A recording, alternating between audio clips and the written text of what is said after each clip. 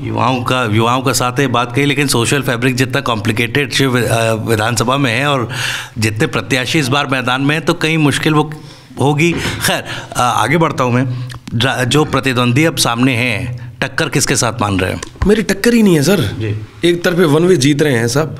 टक्कर में कौन है, कहाँ है? ठीक है, कोई मन अगर राजी कर रहा है कि भैया मैं टक्कर में हूँ तो होने दो ना।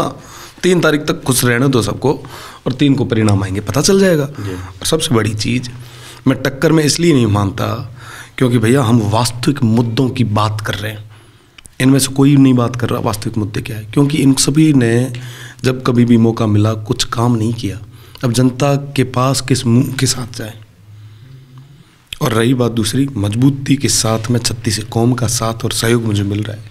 मुझे भरोसा है मेरे सेव की जनता पे, वो विश्वास जताएगी मुझे, मेरे ऊपर आशीर्वाद रखेगी और मजबूती के साथ काम करने का मौका मुझे सेव की जनता देगी।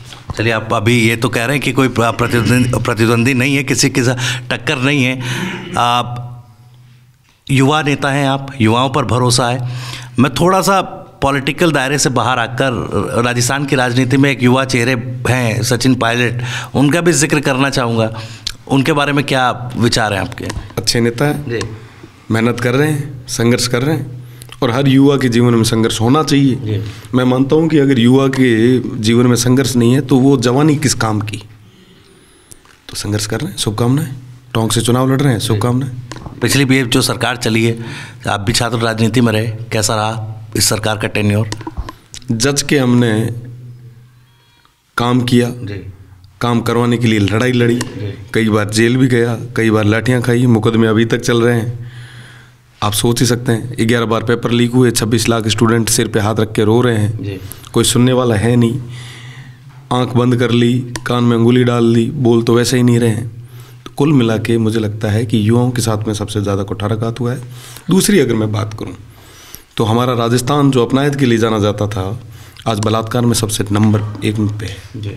हमारा राजस्थान जो प्रेम के लिए, सब चीज़ों सौहार्द के लिए जाना जाता था, वहाँ पे बेरोज़गारी सबसे ज़्यादा है। एक समय था जब हरियाणा में हुआ करती थी, उसके बाद की स्थितियाँ ये है। कुल मिला के यहाँ पे लॉ एंड ऑर्डर पूरे तरीके से कोलैप्स हो चुका है। सिर्फ झुंझुने पकड़ाए गए हैं हमारे लोगों को। कोई सहायता या कोई वास्तविक धरातल पर कोई फ़ायदा हमारे लोगों को नहीं दिया गया। आपने अपने भाषण में, आप जब चुनाव प्रचार पिछले गांव में कर रहे थे, आपने फ़कीर का जिक्र कर दिया, आपने जोगी का जिक्र कर दिया। इसका इशारा क्या समझा जाए? अगर चुनाव जीते, हाइपोथेटिकल है, चुनाव जीते तो फिर वो दरवाजे भी खुले हैं बीजेपी की तरफ। सब दरवाजे तो हमारे लिए सबके खुले हैं। तय तो हमें करना है ना, हमारे शिव की जनता को करना है। शिव की जनता कहेगी भैया इस दरवाजे से घुसना है तो उस दरवाजे से घुसेंगे। और दरवाजे तो कभी बंद होते ही नहीं है।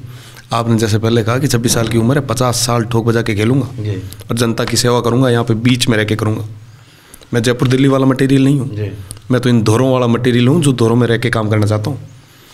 तो ये जनता जो तय करेगी, जनता का जो आदेश होगा वो मेरा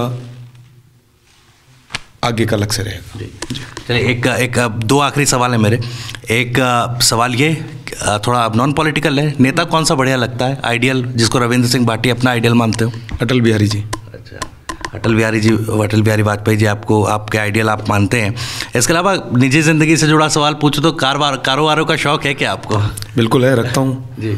कौन सी कार अभी हैं आपके पास? मेरे पास तो नहीं है जी, पर मेरे भाई हैं जो सारी कारें रखते हैं तो उनको कह देता हूँ कि भैया मेरे ये शौक हैं, मुझे ये पूरे करने हैं, तो वो अपने आप कराते हैं। भैया मैं तो शुद्ध बेरोजगार हूँ, 24/7 वाला, ठीक है। तो मेरे भाई साथ में हैं, वो मजबूत हैं, तो मैं सोचता हूँ मैं मजबूत।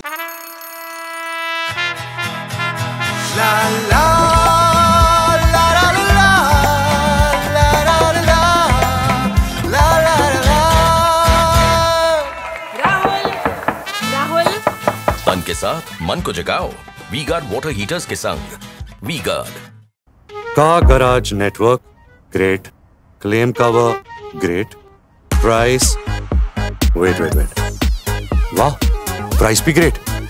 Tata AIG car insurance, trusted नाम, फैंटास्टिक नाम।